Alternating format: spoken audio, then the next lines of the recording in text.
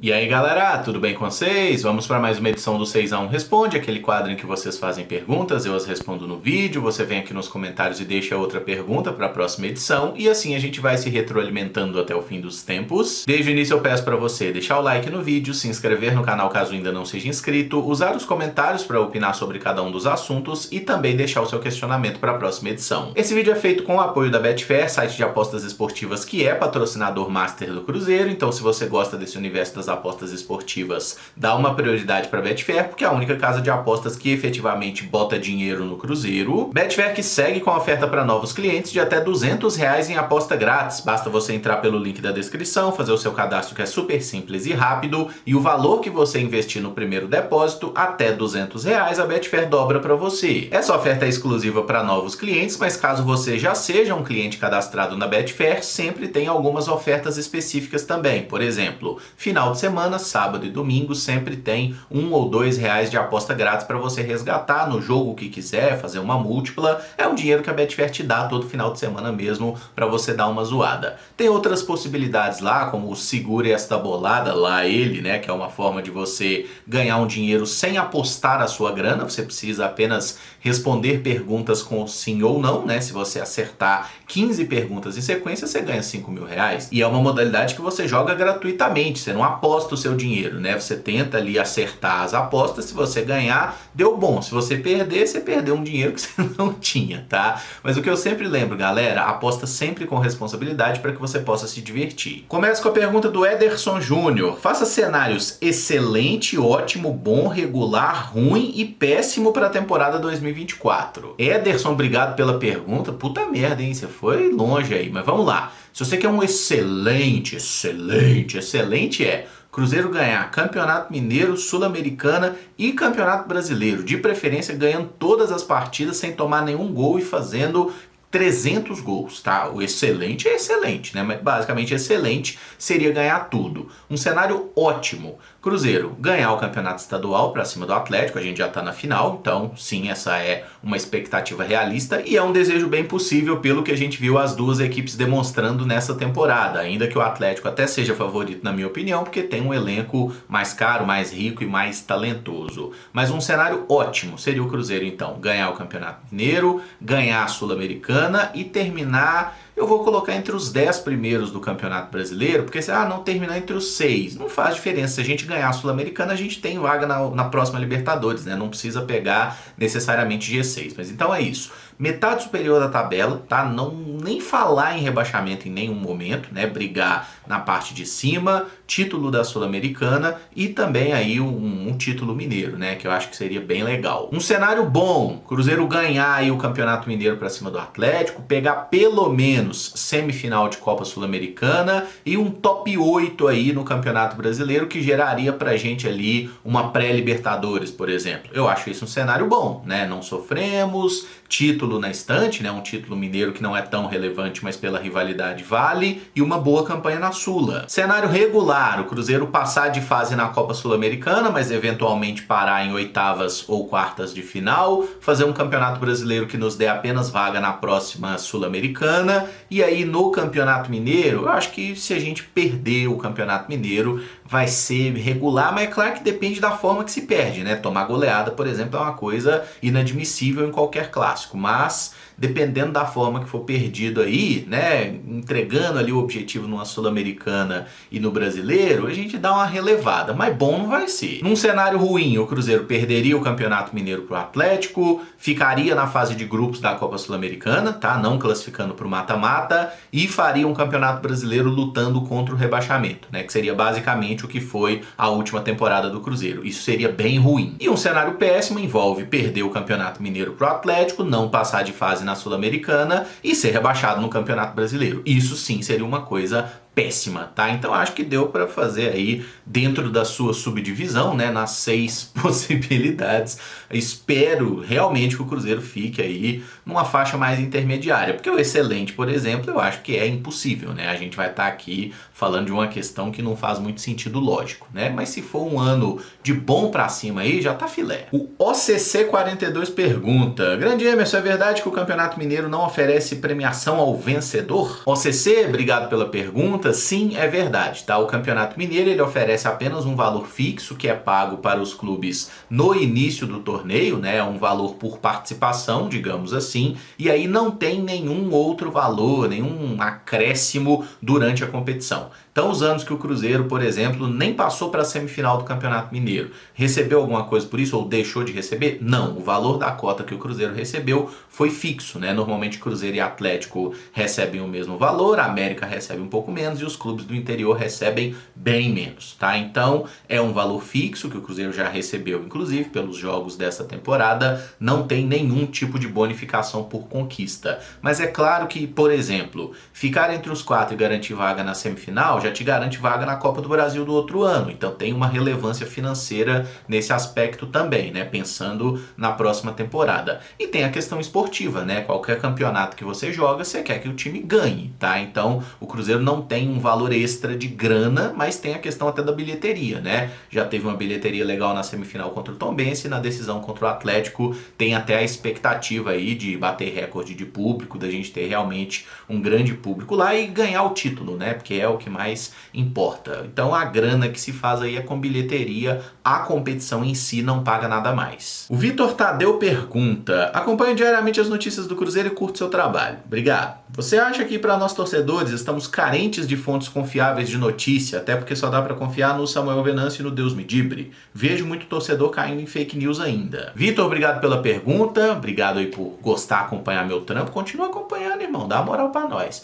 O que você falou aí do Samuel Venâncio e do Deus me dibre como fontes confiáveis, eu concordo, tá? Para mim são as fontes mais confiáveis que a gente tem hoje, não são as únicas. O pessoal do Globoesporte.com, por exemplo, eu acho que faz um bom trabalho na maior parte dos casos também. E assim, cara, a gente vive um momento em que a produção de conteúdo, especialmente jornalístico, de comunicação, ela mudou muito, né? Você tem hoje essa produção descentralizada, que é muito positiva, porque permite que algumas pessoas consigam, como é o meu caso, ter um canal falando do Cruzeiro sem ter vinculação ao clube ou a qualquer empresa, né? Eu não tenho que prestar contas do que eu falo aqui no canal a ninguém, além, obviamente, de prestar contas ao meu público, mas eu não tenho que prestar contas a uma empresa, eu não tenho um patrão me enchendo a porra do saco e dizendo que eu não posso falar determinadas coisas. Quem trabalha em alguma empresa de comunicação tem esse tipo de freio, digamos assim. Você não pode falar o que você quiser. Só que essa independência para se comunicar, ela também tem um ônus, né? Porque se qualquer um pode criar um canal e pode trazer as notícias, muita gente acaba se aproveitando e fazendo um trabalho muito ruim. E aí tem gente que trabalha em veículos de mídia tradicionais e faz um trabalho de merda também, tá? Eu não tô falando de um caso, tô falando de diversos casos.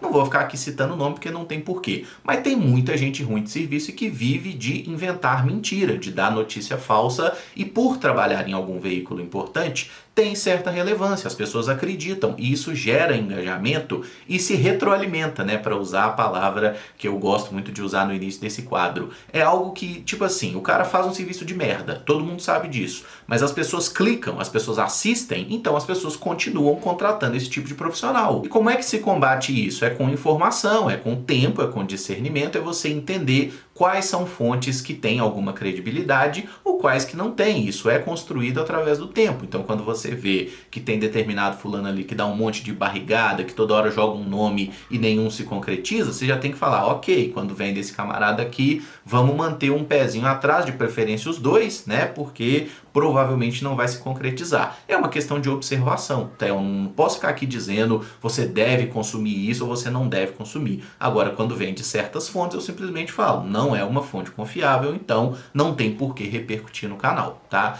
Mas basicamente é isso, cara. E eu acho que nós estamos hoje melhores do que já estivemos por boa parte da história, né? Porque a gente tinha um certo monopólio ali, por exemplo, aqui em Minas Gerais, muita coisa ligada ao estado de Minas, por exemplo, e assim, e a gente sabe que toda fonte, ela tem seus interesses, né? Então eu acho que hoje, como a gente tem um pessoal que trabalha certo aí, eu pelo menos gosto muito do trabalho do Samuel e do Deus me dibre que você citou, acho que a gente já está bem servido nesse sentido. É claro que aparecendo mais setoristas confiáveis, e tem outros que fazem bom trabalho também, tem gente boa na Itatiaia, tem gente boa no GE, tem gente boa em outros espaços. próprio Mike lá do Trivela, tem gente boa, tá, cobrindo o Cruzeiro, mas tem gente ruim também. E aí a gente precisa observar e tentar escolher melhor as fontes, né, selecionar. E isso cabe ao público, tá? Nós como público, né, porque eu também sou público, embora seja produtor de conteúdo, nós como público temos que entender e parar de dar moral para quem trabalha mal. O Matheus Silva pergunta aqui, ó, é extenso, mas vamos lá. As condições financeiras do Liverpool antes da chegada da FSG em 2010 eram parecidas com a do Cruzeiro antes da chegada do Ronaldo no fim de 2021.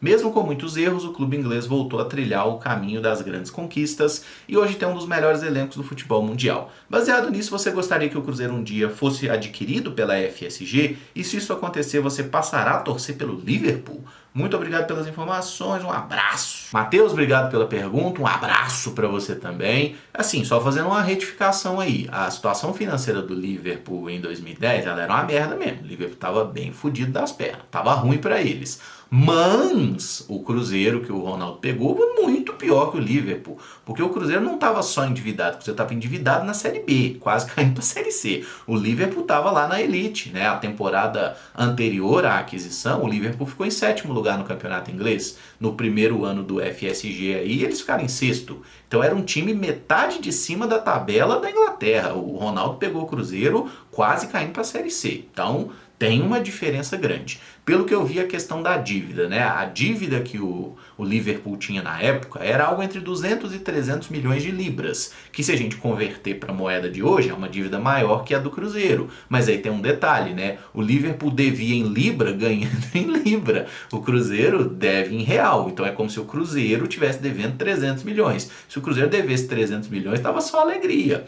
Mas aí tem outro aspecto também. O futebol inglês, o futebol europeu, né? Essas grandes ligas, tem uma rigidez financeira muito maior. Então um clube que descumpre as regras, como a gente está vendo acontecer aí com o Nottingham, com o Everton, esses clubes, né, não estão pagando, eles são punidos. Aqui no Brasil, foda-se, ninguém é punido. O Cruzeiro só foi punido com aquela perda de pontos, porque foi uma ação que entrou na FIFA, teve todo o tempo do mundo e não pagaram, né? Mas normalmente os clubes não são punidos, como acontece lá na Inglaterra, por exemplo, e é um processo da própria liga. E aí a gente pode falar da situação do Manchester City, né, que são mais de 100 irregularidades cometidas e até agora não puniram. Por quê? É difícil julgar, é um caso muito longo, legal, mas você tira 10 pontos do Everton, depois baixou para 6, você tira 4 pontos do Nottingham, o mínimo que você tem que fazer com o Manchester City é rebaixar. O mínimo, tá? Porque não tem condição um time fazer mais de 100 irregularidades financeiras e passar batido. A gente sabe que tem boa chance disso acontecer, né? Porque quem tem dinheiro em qualquer lugar do mundo costuma se dar muito bem, né, Daniel Alves? Mas vamos voltar para a sua pergunta. Se eu gostaria que esse grupo em algum momento adquirisse o Cruzeiro,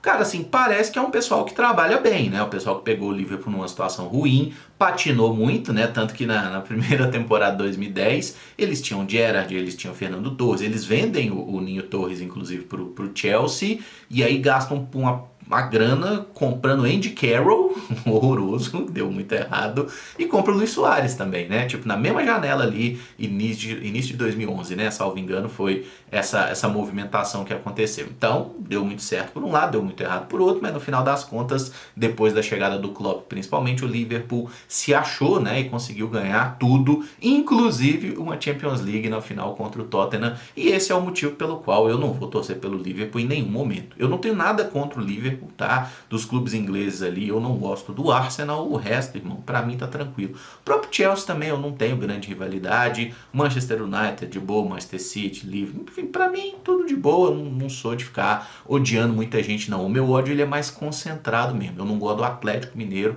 e eu não gosto do Arsenal, eu não gosto desses dois clubes, o resto eu tô mais tranquilo. Então, respondendo essa parte, não, eu não pretendo torcer pelo Liverpool, ainda que esse grupo compre o Cruzeiro um dia, e eu não acho que isso seja impossível. Eu não sei qual é o interesse deles, se eles querem comprar um clube no Brasil mais pra frente. Se quiserem, eu acho que o Ronaldo em algum momento vai vender o Cruzeiro, tá? Não sei se é daqui a 1 ano, 2 anos, 5, 10 anos, não sei. Mas eu acho que em algum momento o Ronaldo vai vender o Cruzeiro e esse pessoal tem muito mais bala na agulha, né? São empresários muito mais ricos, eles são donos lá do Red Sox também, né? O time lá de beisebol, enfim. Então eu acho que poderia ser um caminho interessante, mas aqui a gente está falando no campo das ideias, né? A gente está falando um negócio muito viajado aqui, mas acho que em algum momento seremos vendidos sim. Se o Cruzeiro for vendido para um dono desse tipo, não for para um país, né, uma ditadura, por exemplo, eu acho até melhor, tá? Ainda que não seja a coisa mais legal do mundo. O meu sonho mesmo era ter o Cruzeiro andando com as próprias pernas, sendo de propriedade da torcida. Mas a gente sabe que no mundo real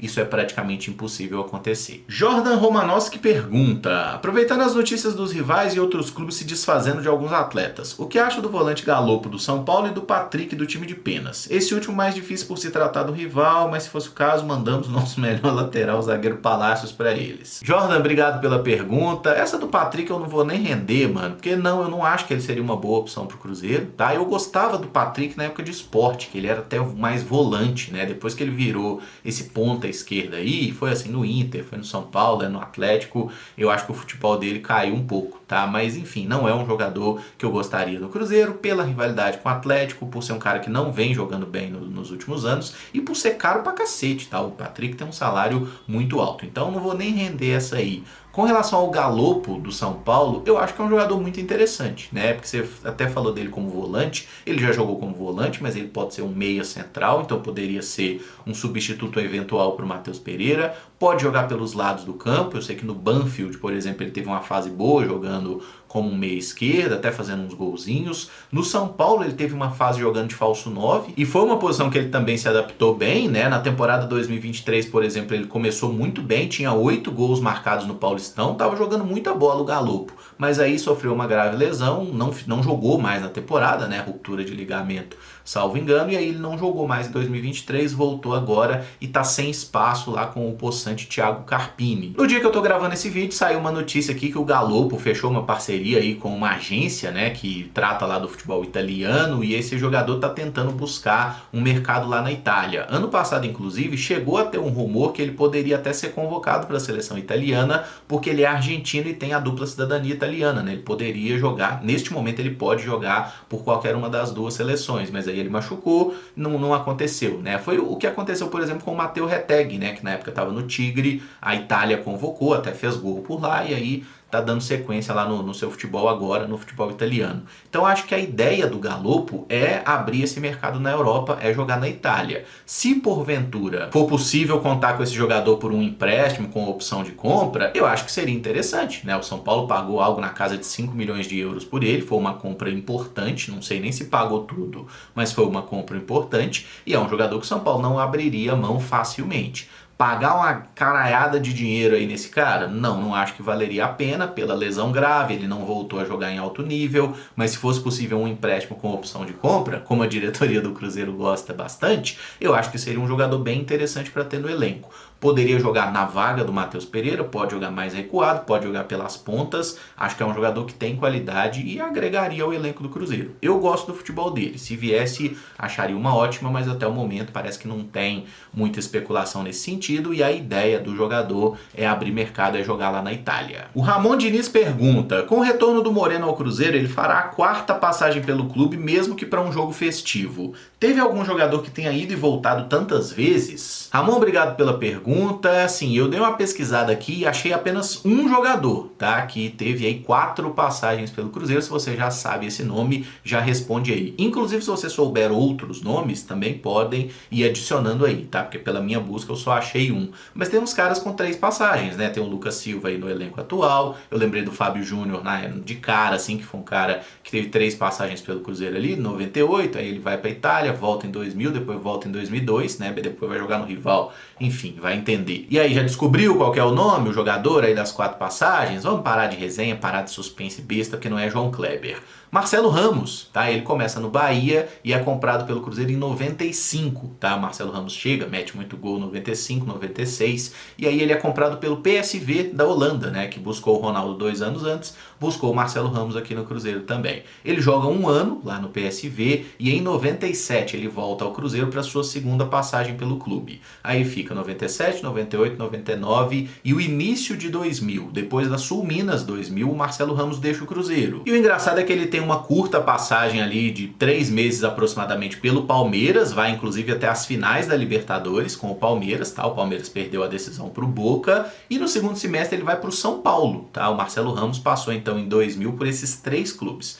São Paulo, Palmeiras e Cruzeiro. 2001, o Marcelo volta para o Cruzeiro, terceira passagem pelo clube, fica ali até o meio do ano mais ou menos, quando vai jogar no futebol japonês. Mais especificamente no Nagoya Grampus. Ele joga por lá do meio de 2001 até o meio de 2002 e aí ele volta para o Cruzeiro para sua quarta passagem pelo clube. Tá? Ele joga o segundo semestre de 2002, a arrancada ali do Brasileiro, que quase deu pra gente pegar o mata-mata, né? Infelizmente falhou na última rodada, e 2003 o Marcelo Ramos começa aqui o ano da Tríplice Coroa, participa do Campeonato Mineiro, chega a jogar até Brasileiro, Copa do Brasil, enfim, participa da Tríplice Coroa e aí volta para o futebol japonês para jogar, acho que no Sanfrecce Hiroshima. Então o Marcelo Ramos teve 4 passagens pelo clube, algo que o Marcelo Moreno pode igualar se entrar em campo em algum jogo oficial. O Ministrando Evangelho pergunta: minhas 2 perguntas são as seguintes: qual o título mais importante da história do Cruzeiro na história e qual o elenco que teve mais condição de ser campeão da Libertadores após a conquista de 97? Grande ministro, obrigado pela pergunta.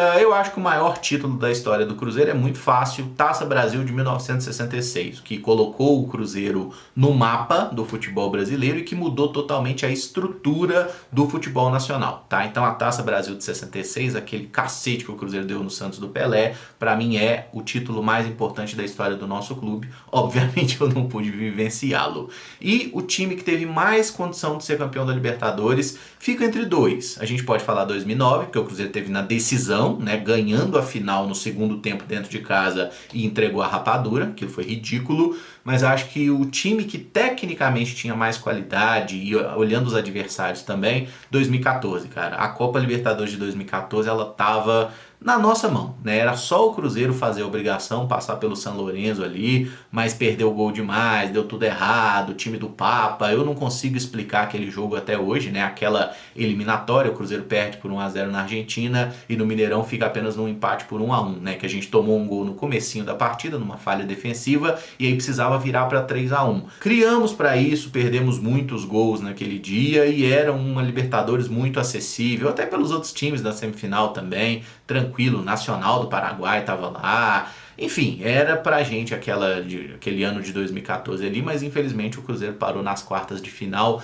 deu mole demais, tá? Time de Marcelo Oliveira, tinha Moreno, Júlio Batista, Goulart, Ribeiro, Dagoberto, William, aquele time era do caralho, velho. No final das contas ganhamos o Brasileiro, né, mas poderia ter sido melhor. E por fim o Marlon Oliveira: qual foi a maior atuação do Cruzeiro dentro de campo que você viu, seja pela TV ou no campo? Marlon, obrigado pela pergunta. Esse é um questionamento muito difícil, cara. Tipo, a maior atuação que você viu do clube, assim, é complicado responder isso, sinceramente, porque se você perguntar assim, do Mineirão, um jogo que sempre fica marcado pra mim é Cruzeiro 3, Grêmio 0, Brasileiro 2013. No Mineirão é talvez o dia que eu tenha sido mais feliz ali. Eu adorei esse jogo.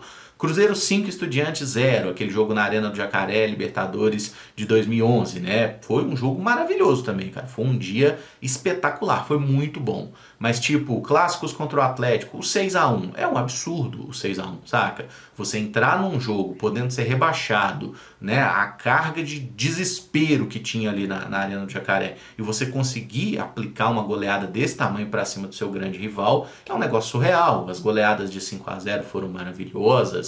E a gente pode falar em alguns jogos de superação também, tipo a Copa do Brasil de 96, a final vencida contra o Palmeiras lá no Parque Antártica, que eu tenho lembranças muito remotas, mas tenho lembranças assim, eu era criança, eu era apenas uma criança, mas enfim, eu tinha 6 anos, 7 anos de idade, então eu lembro vagamente assim do que foi aquilo, sabe? Copas do Brasil, cara, a gente teve Copas do Brasil bizarras, espetaculares aí que o Cruzeiro fez. Por exemplo, a forma como o Cruzeiro se impõe para cima do Flamengo na decisão de 2003 é bizarro, né? A superação do Cruzeiro em jogos da Copa do Brasil de 2017, por exemplo, que o Cruzeiro não tinha lá o melhor elenco, mas conseguiu tirar Palmeiras, tirar todos os times que ele tinha vencido em finais de Copa do Brasil anteriores, né? Ganhar do Flamengo na decisão. Cara, tem muito jogo, assim, é muito difícil falar a maior atuação que você viu do Cruzeiro. Tem um Cruzeiro e São Paulo, acho que na Copa Mercosul, que o Cruzeiro dá um 5-1 no São Paulo, acho que 98, que também é um jogo que eu sempre lembro.